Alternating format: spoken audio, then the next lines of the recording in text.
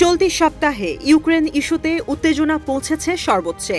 ইউক্রেনকে বাদ দিয়ে রাশিয়াকে নিয়ে যুদ্ধবিরতির আলোচনা করেছে যুক্তরাষ্ট্র। পাল্টা পদক্ষেপ হিসেবে ইউরোপীয় ইউনিয়ন ও তুরস্ককে নিয়ে জোট গড়ার চেষ্টায় ইউক্রেন। পরিস্থিতি যখন এমন, ঠিক সে মুহূর্তে আগুনে ঘি ঢাললেন ডোনাল্ড ট্রাম্প। এবার ইউক্রেনীয় প্রেসিডেন্ট ভলোদিমির জেলেনস্কিকে ডিক্টেটর বা স্বৈরশাসক বলে সম্বোধন করেছেন মার্কিন প্রেসিডেন্ট।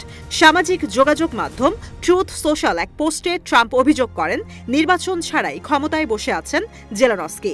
রাশিয়াকে ইউক্রেন আগ্রাসনে উস্কে দিয়ে বড় ভুল করেছেন তিনি। শীঘ্রই ইউক্রেনীয় প্রেসিডেন্টকে সরে যাওয়ার পরামর্শ দেন মার্কিন প্রেসিডেন্ট। অন্যথায় তার দেশের কিছুই অবশিষ্ট থাকবে না বলেও সতর্ক করেন ট্রাম্প।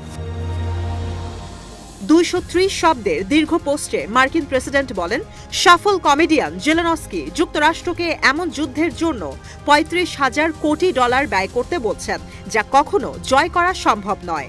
ইউরোপের জন্য এই যুদ্ধ গুরুত্বপূর্ণ, অথচ তারা যুক্তরাষ্ট্রের চেয়ে $20,000 কোটি কম অর্থ ব্যয় করেছে। ইউরোপের এই অর্থ ফেরত পাবার নিশ্চয়তা থাকলেও যুক্তরাষ্ট্রের ক্ষেত্রে নেই। এর মধ্যে জেলেনস্কি বলছেন, মার্কিন সহায়তার অর্ধেক অর্থই লাপাত্তা হয়ে গেছে। আলোচনার জন্ম দেয়া পোস্টটিতে মার্কিন প্রেসিডেন্ট অভিযোগ করেন, নির্বাচনে কাঁচা জেলেনস্কি এক জায়গাতেই পটু, সেটি হলো বাইডেনকে বেহালার মতো বাজানো। এভাবেই বিপুল অর্থ বাগিয়ে নিয়েছেন ইউক্রেনীয় প্রেসিডেন্ট। ট্রাম্পের দাবি, জেলেনস্কি যুদ্ধের ট্রেন চালিয়ে যেতে চান, তার কারণেই ইউক্রেন ধ্বংস হয়েছে, প্রাণ হারিয়েছে লাখো মানুষ।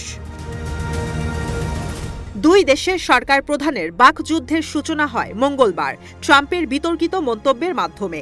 এদিন মার্কিন প্রেসিডেন্ট বলেন, রাশিয়ার বিরুদ্ধে ইউক্রেন যুদ্ধ শুরু করেছে, যা করা উচিত হয়নি। জেলেনস্কির প্রতি ইউক্রেনীয়দের জনসমর্থন 4% বলেও দাবি করেন তিনি।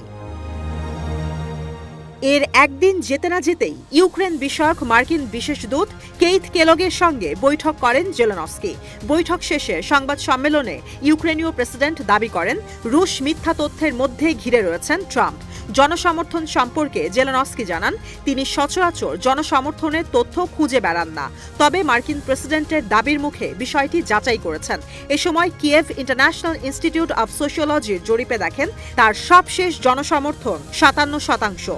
অবৈধভাবে তাকে ক্ষমতাচ্যুত করার চেষ্টা নস্যাৎ হবে বলেও আশা প্রকাশ করেন ইউক্রেনীয় প্রেসিডেন্ট ভলোদিমির জেলেনস্কি।